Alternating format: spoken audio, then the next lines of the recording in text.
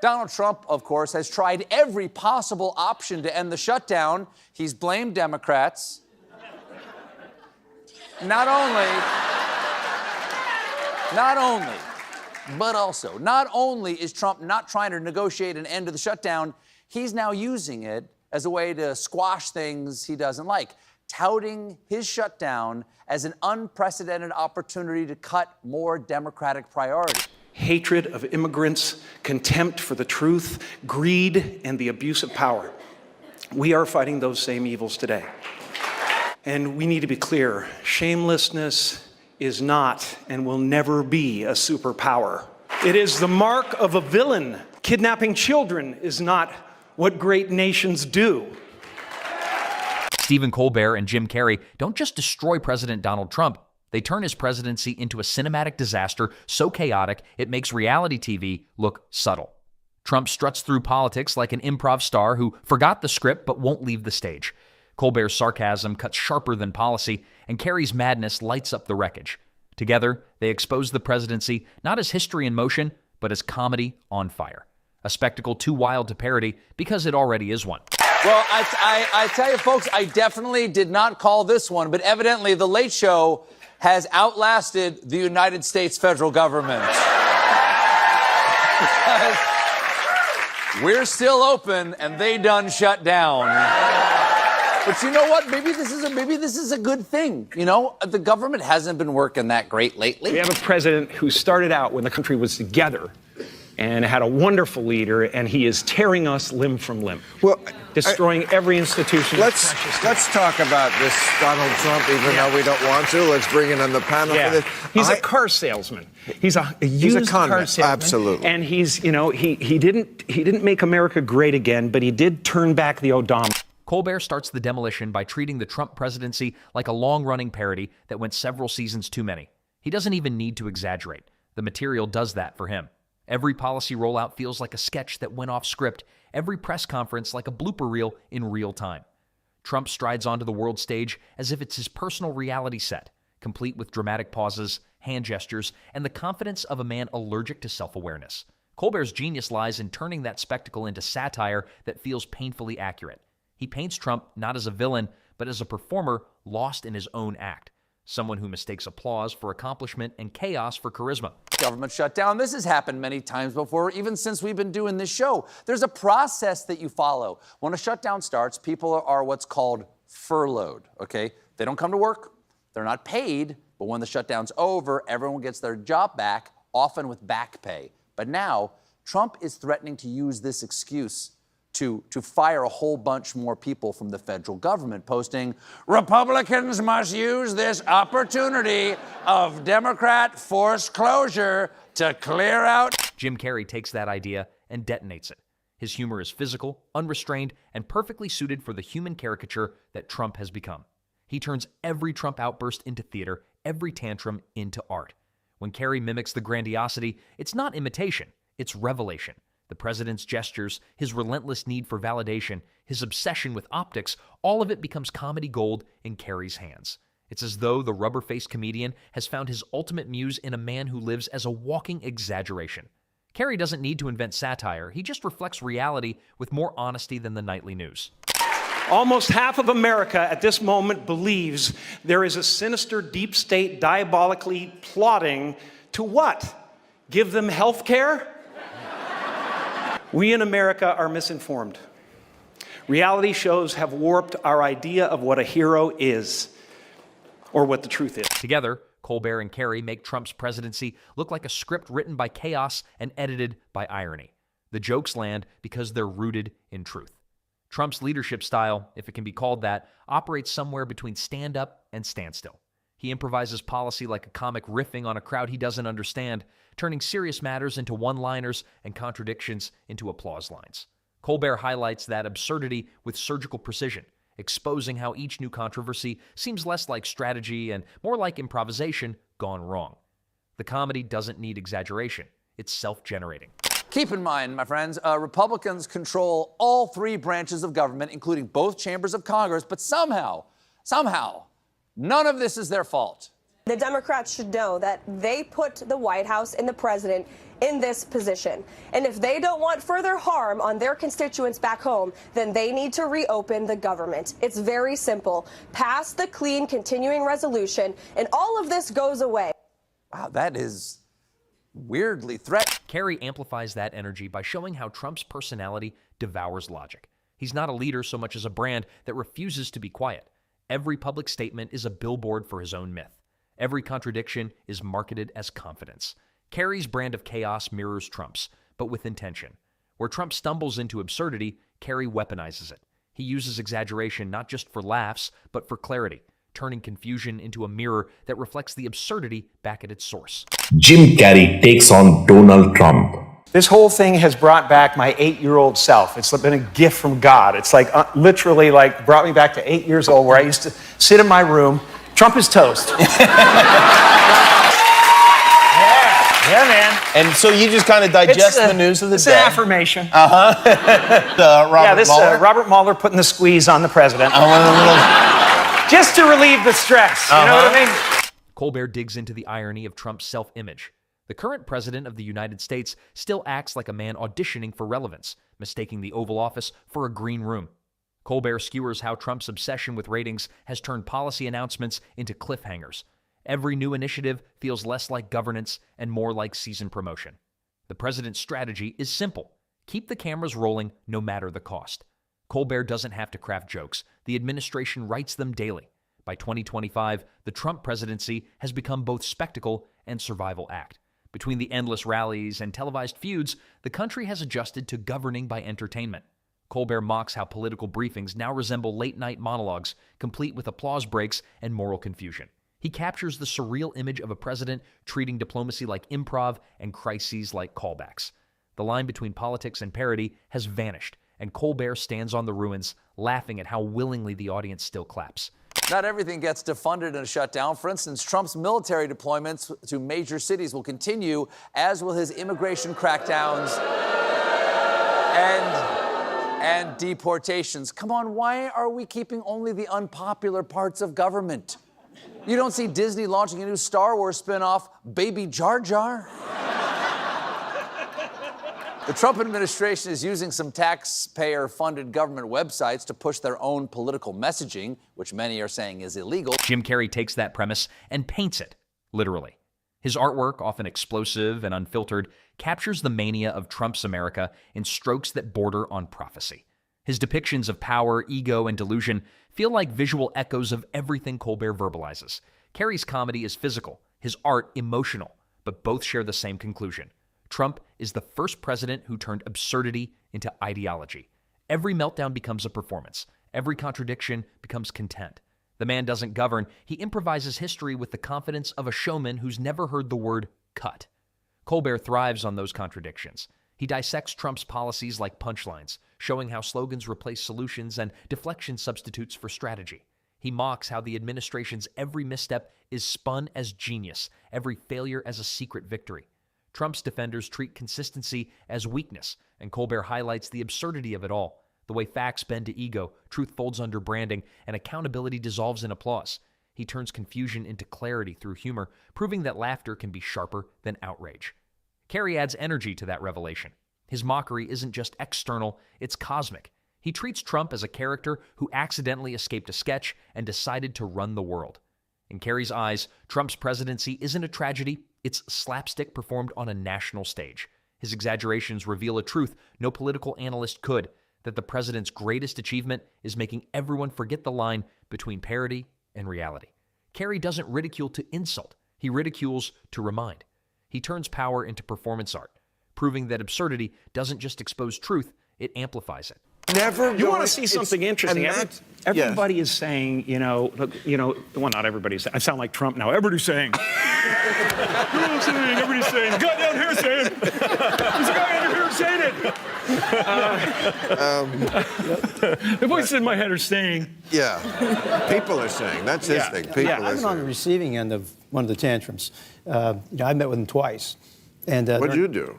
Well, I told him no 3 times to his face. He took it well the first time. It was the second and third times he didn't take it so well. Right. Over the health care issue, when I tried to explain to him what I thought were problems with the bill and Medicaid and Yeah. exchanges and Planned Parenthood.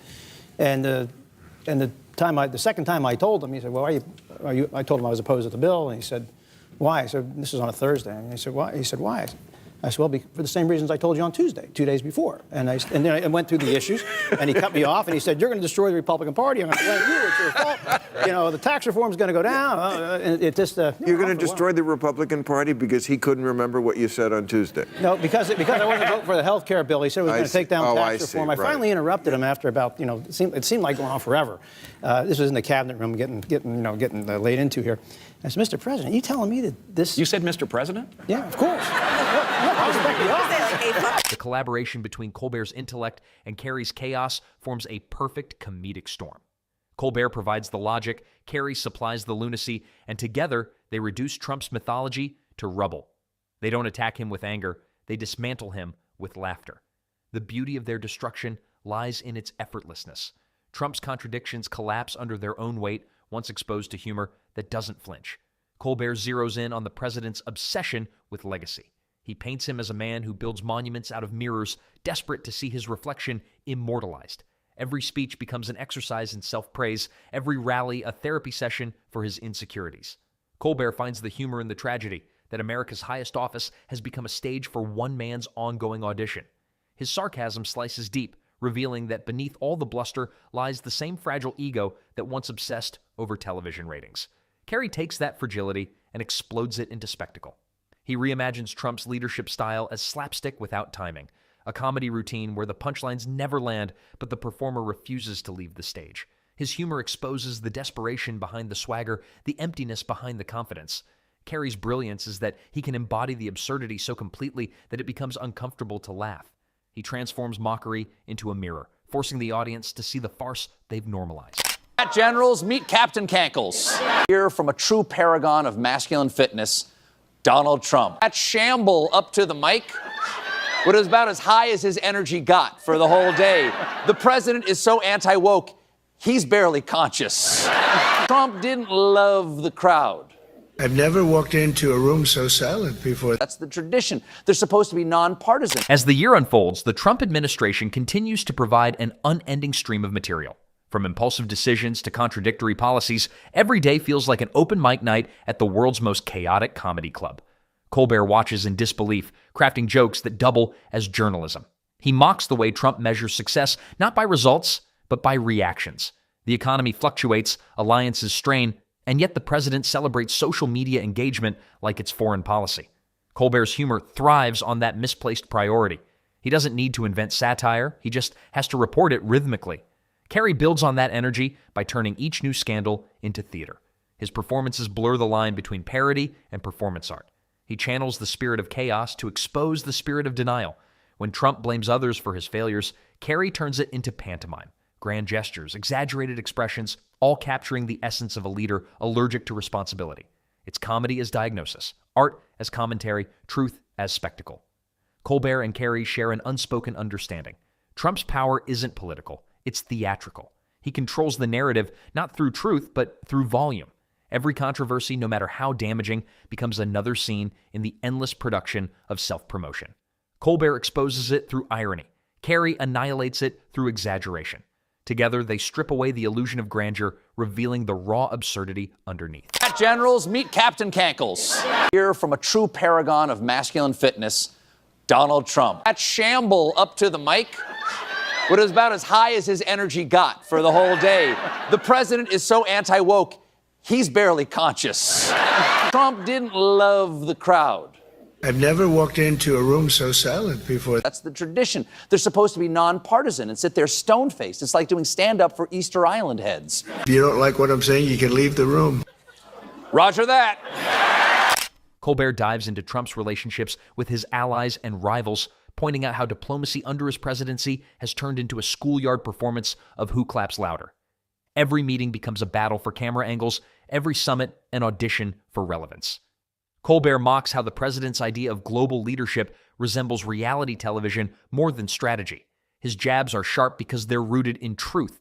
Leadership by attention span has replaced leadership by vision. Carrey interprets it through his wild physical comedy. He portrays the image of Trump striding through chaos like a cartoon emperor who believes applause is armor.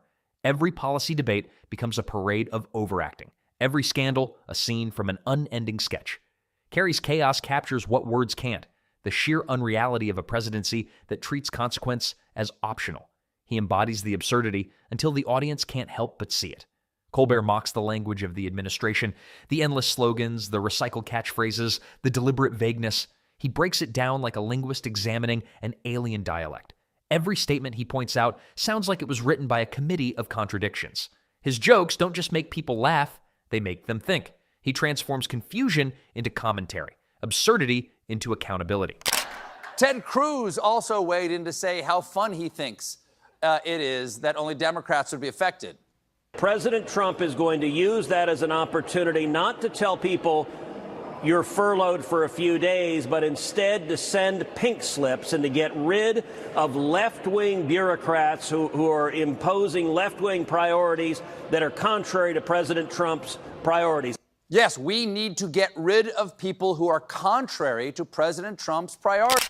Carrey, meanwhile, goes full visual. He sketches, paints, and performs the chaos, turning every speech into surreal art. His depictions aren't just caricatures, they're emotional x-rays. The exaggerated smiles, the empty eyes, the self-congratulatory postures, they all reflect the psychology of power unmoored from principle. Carrey's humor doesn't attack, it reveals. He shows that the true punchline isn't Trump's behavior, it's the normalization of it.